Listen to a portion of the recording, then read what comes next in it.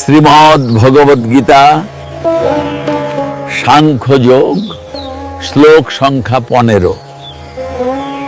শ্রী ভগবানুবাচ यं हि न व्यथयन्ते ते पुरुषं पुरुषर्षभ समदुःख सुखं धीरं सोऽमृतत्वाय कल्पते।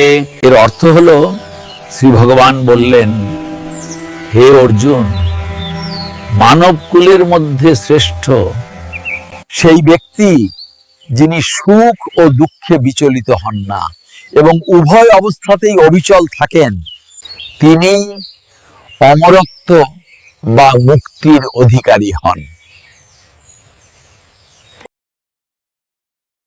এখন ভক্তি ভরে বলুন, জয় ভগবান শ্রীকৃষ্ণের জয়।